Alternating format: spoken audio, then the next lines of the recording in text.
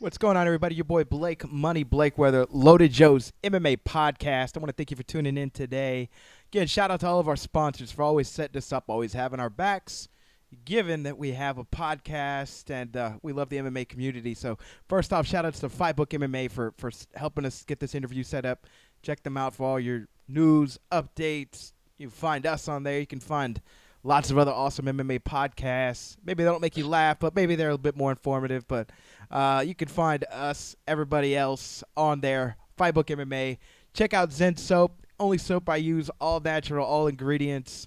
Straight out of Austin, Texas, just like us. So love them to death. NOP Media, of course, we love our logo. We love our background. Love everything about the graphics with the show. NOP Media. Gear Athletics, GetGearWorldwide.com. Love their clothes, especially if you work out, you're active, you're an athlete. Even if you're not, you want to look cool, GetGearWorldwide.com. Of course, Austin Kickboxing Academy.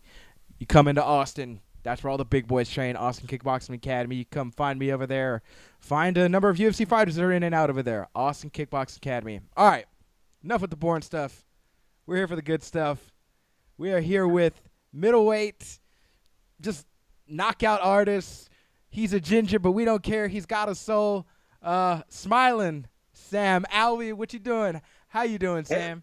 Hey, I'm doing fantastic. How are you, sir? Brother, I'm doing swell. I'm doing fantastic. All the above. Yeah, man, all that good stuff, brother. Enough about me. How are you doing, man? Oh, you're feeling like $1,000,000. Training's going well. Weight's coming off. Life is good right now. Life is definitely good, man. All right, I want to talk to you about a number of things. I've rewatched almost all of your fights in the last 24 hours, so I'm pretty fresh with a lot of stuff that I want to talk to you about. I'm a huge technique breaker, downer, analyzer, or at least I like to grab a mic and make pretend I am at least. First off, I always love when you come out to train, Hey Soul Sister. My man, you can't do nothing but smile once that song comes on, first off. You know what I'm saying? Oh, yeah, I do. And you know what? I only listen to that song now when I'm coming out. I won't listen to it anytime. It comes on the radio, I turn it off. I'm taking it off my iPod. I blocked it on Pandora. I don't listen to that song unless I'm coming out now. It just makes it that much more special, I think, right? Oh, yeah, and I swear to God, it is not manly a song as it is. It jacks me up. It gets that heart beating now. Yeah, man, there you go. You save the music. It's a psychological thing, right? You save the music for the magic moment when you're ready to hop in there, and you don't psych yourself out any other time. I love it. And also, I want to start off at a really cool place because I'm friends with the podcast you were on back. It was like 2 days before you fought in November. It was on my buddy Kyle's podcast, the Loudmouth MMA. Shout outs to them, Loudmouth MMA podcast. And we're gonna bring this full circle. There was a comment you made on his podcast about, and I'm sure you're wondering what the hell is this about? About you being a little, I don't even know what the right word is, a little cautious of fighting Nate Marquardt because of the respect factor that you had for him. He was your coach. You're like, that's not really my type of thing. That was a potential matchup y'all two had talked about. And now, here we are, full circle. Be fighting Nate Marquardt. Has the feelings changed? How are you feeling inside? Do you feel, in a way, some people believe in like the secret, the power of attraction stuff? Do you think you brought this into your world? And how are you feeling about this, man? I feel great about it. I've always said I like fighting my friends, and I don't get much closer than my old coach.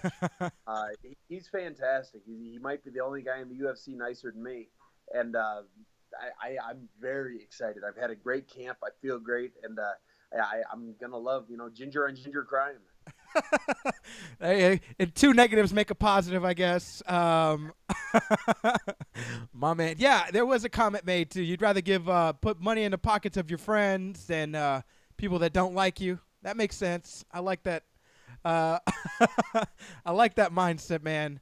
I also want to talk to you. So I went back to, and if you haven't done that, if anybody's out there listening or watching, you haven't done this, feel free to do this. I went back to go watch. I just started with the first fight ever you did in UFC, and that was the one to get into the house on in the Ultimate Fighter. And one thing I remembered, I'm like, yeah, Sam Alvey, knockout artist. But you think automatically knockout artist, and then you find out which stance you're in. Okay, he's southpaw. Okay, so he's going to knock out everybody with his left hand. That's not true at all with you. You have the meanest right hook I've seen in a long time. A lot of people don't use their lead hook. Like, yeah, it's the ginger hook. It's worked pretty well for me. I don't want to. My left hand's got some ump in it too, but I've never been afraid to throw that right. What? Okay, so you got the candy cane hook. We'll call it the candy cane, red and white. What?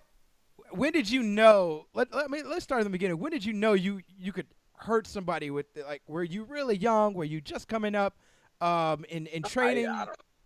I just started knocking people out. I never really thought twice about it. I just kind of, I didn't know anything about fighting when I started fighting. It was just something I did, and people kept falling over. Said, "Yeah, cool." and I've gotten a couple submissions, but the crowd never liked the submissions, not nearly as much. No. They love the knockouts, so I'm a knockout kind of guy.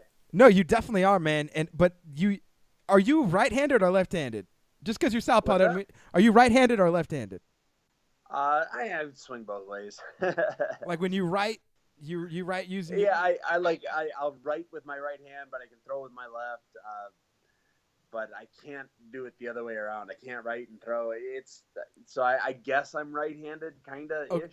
Yeah. So like I asked this because people automatically assume just because people are southpaw or fight southpaw stance that they automatically they write or they throw a ball, with the power hand. Does that make any sense where I'm getting at? So like in boxing, Miguel Cotto, he's actually a left hand. He actually writes with his left hand, but he fights orthodox. So he has a mean left jab, a mean lead jab, a mean mean left hook, a mean jab. You know what I mean? So that's why I was asking that, because normally that kind of power in the lead hand doesn't happen if you're not. I think that's the primary hand that you kind of write with, or you know what I'm saying? You see what I'm getting at, right? Yeah, I know what you mean. And honestly, I didn't know I was a southpaw until I was like 12-1 as a professional. No shit. Yeah, nobody told me. I didn't know anything about anything. I was my own coach until I was like 12-1, until I moved out to team class. I figured I hit pretty hard. My dad always said, "You're aiming at the back of the head, but you're aiming through the front of it." Right. And that was always kind of the plan. Any punch I throw, any kick I throw, I'm trying to kill you. If it happens, I'll apologize to the family later. Right. In that moment, I'm going for blood. Yeah, no. As well as you should be. They're paying you to go for blood. I definitely. So, walk me through, man. When did you get started? How did you get started? And figuring out the whole game, man. Yeah, I just thought I was tough. Somebody said, "Hey, there's a cage. You can see how tough you are." I said, "Yeah, okay, sign me up." So they signed me up and found out I wasn't nearly as tough as I thought I was. I said, "Yeah, let's do it again." And so I started beating people, and I think I knocked out like 9 or 10 in a row or something. And somewhere in there, they said, "Hey, we'll pay you if you fight for us." I said, "Even better."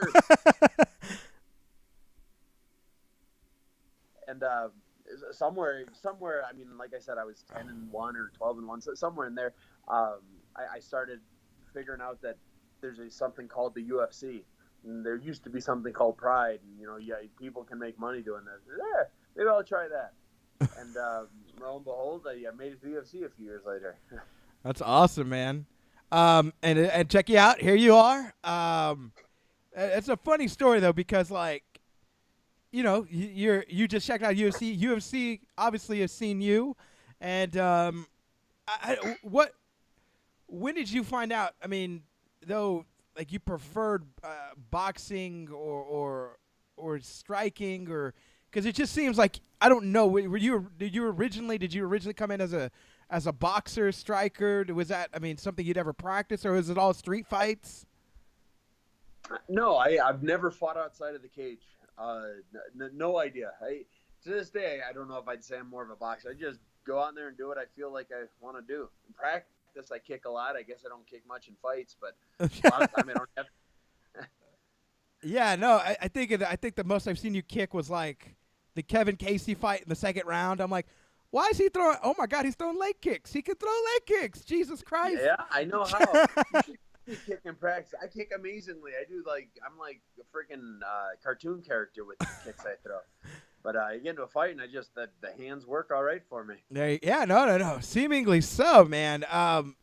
And I describe people to you that maybe I've only seen one or two of your fights. They like to. I think the commentators like to call you a counterpuncher, but I'm going to add to that. It's almost like you're a calculated stalking counterpuncher, because I think counterpuncher can be a lot of things. Like Lyoto Machida, he was a counterpuncher, but he always had a specific pattern of coming in and then coming out and then circling on the outside. You are not scared to go forward, but you're very efficient with your movement. It's not you're not throwing a lot of feints. Cause, for instance, when you fought Cesar Ferreira, right? There wasn't a lot of wasted movement in that fight, right? That's a very polite way of putting it, I guess. Well, but there seriously wasn't, like, and even in the first fight to get into the house, there wasn't any wasted movement. There was literally, if you watch it, so you're southpaw, you kind of just throw this out there and you feel it, and then you end up landing that punch a minute and a half later. So there's not a lot of wasted movement. Is that on purpose? It didn't sound like that was on purpose. Now, no, I honest to God, I go out to every fight and I just do whatever I do. I know what I'm good at, and I just kind of do that, and it tends to be not a lot of punches. I was just talking to my coach the other day. He was a boxer. He's got more boxing fights than I have MMA fights. And he was saying he used to do drills with his coach. You know, he'd do 12 rounds or whatever, and his coach would count the punches. And he said in a typical round, you know, a 2-minute round, sometimes a 3-minute, he'd throw 300 punches. I was saying, I've had 10 UFC fights. I don't know if I've thrown 100 punches yet. You haven't. Honest God, I don't know if I've thrown 50 punches yet. But it's just been part of me. I'm trying to change a little bit. I'm trying to up my strike count, you know, make it look a little better on the scorecards. But as long as I keep getting the knockouts, one punch is fine with me. I don't think you need to. I think it's a very effective movement for you, or effective fighting style. There's not a whole bunch of volume, and it's very sniper-like. It's very, I think sniper-like is the best word, because you find these minute openings. So, for instance, it was in the Cesar Ferreira fight. Obviously, his left, he was fighting southpaw too. His right hand kept coming down. Every time he would throw, a jab, it would come down. It wouldn't come back here for the guard. Obviously, you saw that because your right hand your left hand crossed, and it knocked his ass out. But you see these minute openings, and it amazes me how good you are. And I want to say, like, how good we're going to see you against opponents like Nate Marquardt, like maybe get a Derek Brunson rematch, like these guys that are up and coming with you in the middleweight division. Because, you know, a lot of these older guys, man, like they're now like the Bisbings, and obviously Dan Henderson's retiring. And like all these guys have been in there forever, but there's still kind of like a young blood division with you. And even though Gegard's 1,050 years old in fight years, like he's still not that old in like regular years, you know. Derek Brunson's still a young guy. Whitaker's still a young guy. There's this new breed of fighters like you, and that excites. I mean, I'm sure it excites you. It definitely excites me as a fan to see new blood in the middleweight division. You know what I mean? Yeah, I love it. We've got such an up and coming division. Nate Marquardt, hopefully I go out there and I land what I want to land, or maybe I submit him. Well, we'll see.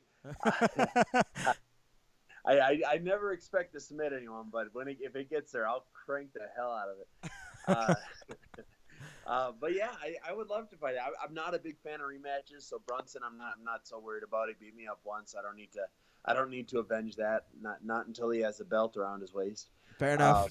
But everyone else, yeah, I'm working my way up there. And honestly, I'll get there eventually. I just want to keep fighting. I want to set the record for most fights in 1 year. And so I'm not sure what the record is yet, but I've got till like June 18th to beat it. This will be fight number 5, and I'm hoping to get another 3 or 4 before June. It's awesome, man. I loved watching you going back and watching the Kevin Casey fight because that was on my birthday. July 13th is my birthday, so I was. Thank you, man. Thank you for the present. How about that? Yeah. But yeah, man. It's interesting watching you fight, man, because I love breaking down styles. Are you one of those guys that likes to break down stuff or watch a lot of fighter film? I Study. do watch a lot of fighter film, but I don't know that I break it down so much. A lot of it, I just kind of see little things and I try and train that way. Like I said, when I get out there, I'm going to do what I do. And I hope I've trained what I want to do enough times that that's what I do. That was a lot of do's in one sentence, but it dude. But yeah, no, I love it, man. I told you, everybody out there before Sam Alvey came, I told him, somebody needs to go back and count how many times we smiled. I'm guessing we set some sort of Guinness record on MMA podcast, how many times we smiled. So yeah, man. And also another thing I want to point out, your wife, she's really good in your corner, man. she's fantastic. You knew what UFC and MMA was before I did. As I said in my one speech, I just hit pretty hard. That is crazy, man. And the one thing, like, I guess I'd never either noticed she was in there or it wasn't brought to my attention or I never paid attention. But it was a Kevin Casey fight that had stood out to me. Again, I rewatched that one a couple times. And she's screaming out, throw the jab cross. And it's funny because you hear Brian Stan say, I don't know if his wife trains or not, but she's giving him some really good advice. Yeah, she knows me better than I do. She knows me better than anyone. And she takes it very serious. I mean, she watches the film more than I do. She knows what's happening. She knows what I'm good at. And that's kind of what we're going for. I do what she says. I do what my coaches say as best I can. And she'll always say, you know, people ask her, say, well, does it bother you when he loses? I said, yeah, it bothers me. It means he didn't listen to me. It's always your fault, right? Yeah. Yeah, man. I know the feeling. I have a girlfriend like 4 years now, so I know the feeling. Everything's my fault. Get a ring on that. 4 years. Man, what are you doing? leave me alone. Bring her along. Don't be like Sam. I already feel like we're best friends. Like you're taking her side now. Listen, don't do that. But yeah, man. It's funny too. She wanted me to tell your wife hi because she was a huge fan from Top Next Models. So yeah, there's that. But yeah, man, it was funny watching that too because I didn't even notice like she trained MMA. I think I was telling her right before I came on. I was like, oh yeah, I'm gonna talk to Sam Alvey. His wife was on America's Top Next Model, and she was like, what? What the hell? Who was she? And like looking up, she's like, she trains MMA and and I'm just like, I didn't even know that. Like shit. Yeah. Yeah. He's a purple belt in jiu-jitsu. Oh my God. She watches all my everything, and she's my chief corner. She's the one they microphone every time. She always started off as a free ticket, and then she just started taking it seriously. Dude, I what better way to approach it than at that point, right? Yeah. Hell yeah, man. So Sam, tell me, man. Life of a UFC fighter. You're about 2 weeks, a little more than 2 weeks out. About 2 weeks out. What is training camp like at this point as things start to wrap up, or about a week and a half out? How is training camp like now? What is the process? Oh, it's great. Well, I bought an elevation tent about 10 weeks ago. Oh, nice. Okay. Yeah, I've been sleeping about 9,500 feet. But I just still wanted to come out and exercise. So I'm out in Colorado right now. Right. I came up. I've got an aunt that lives here, so I'm chilling in her basement for a week and working out a couple times a day at 303 Jiu-Jitsu. Okay. And I'm still going hard. I'm working out hard every day. I brought my training partner, Chris Curtis, out here with me. He's going to beat me up for the rest of this week. And, next week it's all about the weight cut. So next week I'm actually bringing out George Lockhart. Oh yeah, okay. Run my cut for the final week. And hopefully it's going to go well. I'll put on a bunch of weight overnight, and I'll be fighting Marquardt sitting at 215. Hopefully. Are you I don't know if you get this a lot. Are you a fan of the weight cut being more in the morning time? Yeah, it's so nice. Okay. I hate it. I'll fight for free but you got to pay me to cut weight. And These morning ones are so nice. I can't imagine. It's like a good buddy of mine is Lutrition. Obviously, he was a weight management specialist for Johnny Hendricks, Anthony Pettis, John Jones last year, stuff like that. And it just seems like you get, I think, different mindsets or different things that teams are prepared for or not prepared for. So I think it's always a good insight to, I think, just people, like whether or not this new change is impactful to you. And also, not only that change, but also there's new rules this year, man. As far as MMA goes, how has that really impacted or not impacted any sort of training, sparring partners, stuff like that, man? It hasn't impacted anything for me. I didn't think so. The only thing I'm dreading is those stupid 10-8 rounds that they're giving out just for garbage. And it drives me nuts. If there's any way I can complain those out of existence, I'm all over that. But those 10-8 rounds are just going to ruin this. And for those the 10-8 round, it's a boxing criteria. When you have 10 rounds or 12 rounds, a 10-8 round won't necessarily change the outcome because you have a lot of rounds to make it up. In MMA, one 10-8 round changes the fight. That one 10-8 round gives you Woodley versus Wonderboy. I mean, it does. That. And there's so many. The more and more you're seeing it, they're just ridiculous scorecards. So I hate the 10-8 rounds. I hate people giving them. I think anything short of Maynard versus Edgar, the first round of that, is not a 10-8 round. I would give that a 10-8 round, but that should be the criteria. Anything that looks like that, 10-8. Anything else is 10-9. And I think one of the judges scored that like 10-7 too. I mean, Frankie was. Honestly, I couldn't. It might have been a 10-7. I think I'd probably be against it, but that was an ass whooping. Bro, yeah, he like went down like 18 times, man. Like, if nobody's seen a Frankie Edgar fight, go back and watch that one, and you'll know everything you need to know about Frankie Edgar as far as heart goes, man. Good example. But, yeah, you answered my question. I was going to ask you as far as explaining a 10-8 round. Obviously, I'm a huge fan, but just for people out there, the impact or the basis of the 10-8 round. Now, of course, 10-8 rounds, maybe you're not a fan, but, of course, if you get the 10-8 round in your favor, and hopefully honestly, I hope I get a 10-8 round in my favor, and right there in the center of the ring, I can yell at the judges. I hope that happens. I hate them. I think they're terrible for our sport, and I'll argue it with anyone. No, I agree with you. I think the judges in our sport, how can I say this, man? Like, I wish they would know a lot more. Like, I wish they put me in as a judge. Like, and I'm 28, and they have old boxing judges, 40s, 50s, 60s. Like, all they've known all their life is striking.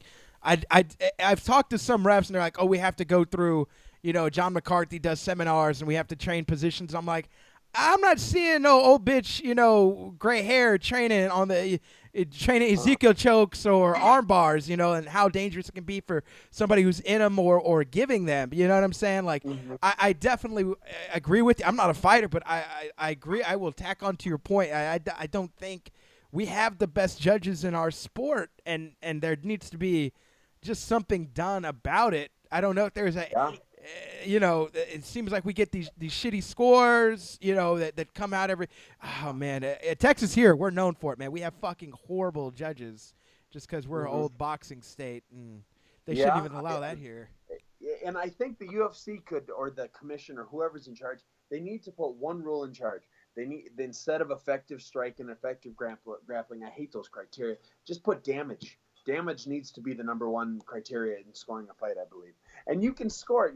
Pride, this kind of scored the whole fight. Yeah. They go round by round, but it should be damage for that round. If your eye kind of starts swelling shut at the end of round one, but then swells shut round two, score. It's a start for round one and a complete swelling for round two.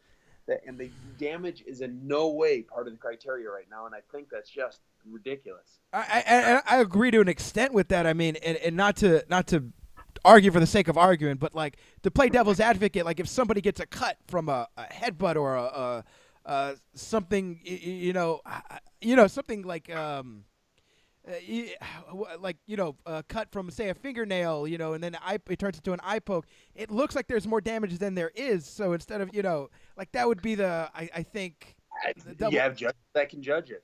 You do have judges that can, and they can't even get correct. They can't even get simple shit right. You know what I'm saying? Yeah, I think right now whatever they're doing it wrong most of the time, and they need to. I think it'd be far easier for judges to judge if damage was a criteria. Okay. And get rid of that garbage, effective striking or effective grappling. Because effective striking and grappling would be, if you're effective, you're causing damage. Yeah, it would. I'm very opinionated on this. I'm with you, man. Anything you want to talk about, like this is where you should talk about it. I mean, we don't have to be PC over here, man. We're pretty wild over here. But I love to hear the thoughts, even rules, judges. I don't think enough people speak out about it. And even when I've had referees on here, like it's almost like we didn't do anything wrong type mentality. You know what I mean? Of course, I've never had Big John McCarthy. But there, yeah. I mean, I'm with you. I'm with you in that boat, man. I don't. What else, man? What else is on your mind? What else needs to be fixed? Tell me. Talk to me. You know what? That's the big one. Put damage in there. Get rid of the other stuff. And I think that would solve a lot of it. I would like to start seeing old fighters become judges as well. Matt Hughes would be an amazing judge, or Forrest Griffin or Chuck Liddell. They've been there. They know what it all means, what it all is, and I think they would be great judges. Right. I think they could much more accurately see who's winning a fight. Yeah. I'm with you there, man. They've been in there. They know the positions. They know what looks good, what looks bad. As far as when somebody maybe doesn't get knocked out, but they're staggering. You know what I'm saying? Things like that. So I totally agree with you, man. Well, Sam, awesome talking with you as far as all this is concerned. I like to hear. There's always a thing I like to do though at the end of the interview. A little thing I like to call random ass questions. Okay, bring it on. It's really just exactly what it sounds like. Some random ass questions, man. First random ass question: favorite drink at the bar? I don't drink, so kitty cocktail, I guess. Water on the rocks. I got you, man. Water on the rocks. Lemon in there. I'm sitting pretty. Favorite food after a fight? Pizza. Love pizza. Any kind. Deep dish is better than thin crust, but I'll eat it all. Any kind of toppings? Anything. Not a fan of olives. I'm not a fan of olives. Yeah, but honestly, I'd eat it even if it was in front of me and they were all, I'd still eat it. You're like, I don't give a fuck. I'll take it anyways. Most embarrassing moment on a date with your wife, like maybe when y'all were dating or something, man. Was there an embarrassing moment? Did you fart when you like driving or something? No. I suppose the day I met her, it was her boss and a buddy of mine introduced us, and she's just glowing. She was the most wonderful thing I'd ever seen. And so she went back to her work. I was at my work, and we worked at a Renaissance fair. It's a Renaissance fair. They have people that walk around with flowers all day. Right, yeah. So I sent her a flower, but I couldn't for the life of me remember her name. I got the right letter right, but I sent it to Becky instead of Britt. So I guess that's probably That's awesome, man. That's it worked out. It worked out. Yeah, it worked out. It was charming. It was intentional. All right. When you're working out, man, 3 artists you got to have on your playlist. I'm so bored. AC/DC is the easy one. Okay. Every gym in the world has that. I listen to talk radio when I work out. Love talk radio. What? Yep. And that's if I'm lifting and stuff. I put a little AM radio on, and I love that. And then I classical music. Love classical music. Yeah. So that's probably the 3. AC/DC is if I'm teaching a class because everybody it's clean enough. If I'm lifting, it's I do political talk radio, and if I'm working out with other people and I have control, I'll put on classical. I'm with you there on the lifting one. I'll listen to nothing but like MMA podcasts and just figure out what's going on and what else Sam Alvey's doing, man. I'll figure out. Yeah. And I love me some Mozart, man. Okay. Most exciting experience of your life? I lost the biggest fight of my life, but then I proposed to Britt in the same thing. So I lost. I beat him up for 24 minutes, then I lost. He won, got his hand raised, then I kind of stole the mic from him and said, "Hey, Britt, come here. I'm going to marry you." There you go, man. There you go. That's a way to do it, man. And congratulations for you, man, obviously. Okay. I got to do this, and I hope she doesn't listen to this part, man. We got to know. TMZ got to know. Celebrity crush. Celebrity crush. Celebrities. I don't even know. I guess, can we go fictional? We go whatever you want to do, man. We'll go like comic book characters. Catwoman, Poison Ivy, Supergirl. We'll go with them. They'll protect you, man. Don't worry. All right, man. Favorite fighter of all time? Dan Henderson, my coach, my mentor. Oh, yeah. Team Greatest Quest. ever. Yeah, nice. Team Quest guy. Favorite movie of all time? The Matrix. Yeah, love The Matrix. Close second is Moulin Rouge. Moulin Rouge with Ewan McGregor. Ewan McGregor and Nicole Kidman. Love it. Okay. Interesting man right there. Mr. Alvey. Which Matrix, though? The first one or? I'm good with all three, but the first one's the best one. Yeah. That fight scene's, though, in the second one, though. When he freezes all the bullets, he put his hand there. Yeah, that's a sick one. Okay. If they were to make a movie about your life, who would play you? Brad Pitt. Or maybe The Rock. One of the two. We put a little red wig on The Rock. Yeah. Looks just alike. We got it, man. Final question, man. If you were not fighting, what would you be doing? I played trumpet for like 22 years. That was what I did before. Holy shit. Yeah, so I was pretty good. I was playing semi-professional when I retired, I guess, to become a fighter. So all that means is I never got paid, but everyone I played with got paid. So so I probably would have followed that a little further and become professional myself. That's awesome, man. That's awesome. Sam, it's been awesome having you on, brother. Thank you so much for taking some time out of a camp. I always appreciate that. Always so much more because, it's camp time. You got to rest, recover, train. Sam, let people know social media, where they can find you, the fights, sponsors, all that good stuff, man. Guys, I love talking to everyone. I really do. I always do. Just hit me up on social media. It's at Smilin Sam. That's Instagram, Vines, Twitter, everything. At Smilin. That's SMILEN Sam. And I love talking to everyone. So if you hear this, just say hi, and I'll always say hi back. Awesome. Sam, fight is next Saturday on the Juliana Peña Shevchenko fight. You are the head prelim. Sam, thank you so much for taking the time. Best of luck. Very much, man. Yeah, man. Best of luck. Stay safe. Train hard, and hopefully you get the win. Hopefully we have you back on, my man. Hey, thank you very much. You're welcome, my man. You have a good night. All right, you too. You too. Peace.